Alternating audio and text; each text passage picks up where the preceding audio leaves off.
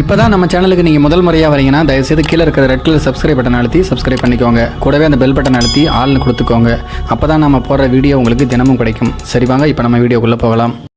சென்னை புளியந்தோப்பு பகுதியில் மருமகளை பலாத்காரம் செய்த மாமனாருக்கு ஆயுள் தண்டனை விதித்து சென்னை போக்சோ சிறப்பு நீதிமன்றம் தீர்ப்பளித்திருக்கிறது. மேலும் பாதிக்கப்பட்ட இளம்பெண்ணின் குடும்பத்துக்கு ரூபாய் 5 லட்சம் இழப்பீடாக தமிழக அரசு வழங்க வேண்டும் என்று நீதிமன்றம் உத்தரவிட்டிருக்கிறது. நாட்டு மருந்து என கூறி கசாயத்தில் மயக்க மருந்தை கலந்து கொடுத்து 18 வயது கூட நிறைவடையாத மருமகளை மாமனார் பாலியல் பலாத்காரம் செய்தது நீதிமன்றத்தின் விசாரணையில் உறுதி செய்யப்பட்டிருக்கிறது.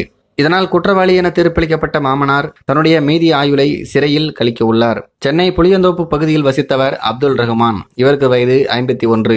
இவருடைய மனைவி மதீனா, வயது 39. இவர்களுடைய மகனுக்கு கடந்த 2017ஆம் ஆண்டு கல்யாணம் நடந்துள்ளது. 18 வயது கூட பூர்த்தியாகாத இளம்பெண்ணை தங்களுடைய மகனுக்கு கல்யாணம் செய்து வைத்துள்ளனர். திருமணமான 10 நாளில் புதுப்பெண் இருமல் பிரச்சனையால் அவதிப்பட்டிருக்கிறார். அப்போது அப்துல் ரஹ்மான் நாட்டு மருந்து என கூறி கசாயத்தில் மயக்க மருந்தை மருமகளுக்கு கலந்து கொடுத்துள்ளார். அதை குடித்ததும் புதுப்பெண் மயக்கமாகிவிட்டார். அப்போது அப்துல் ரஹ்மான் அந்த பெண்ணை பாலியல் பலாத்காரம் செய்துள்ளார். மேலும் அவ்வப்போது சாப்பாட்டில் மயக்க மருந்தை கலந்து கொடுத்து பலாத்காரத்தில் ஈடுபட்டு வந்திருக்கிறார். இது குறித்து வெளியே சொன்னால் பாலியல் பலாத்காரத்தின் போது எடுத்த நிர்வாண படத்தை வெளியிட்டு விடுவதாக அந்த பெண்ணை மிரட்டியிருக்கிறார். இதற்கு அப்துல் ரஹ்மானின் மனைவியும் உடந்தையாக இருந்ததாக சொல்லப்படுகிறது.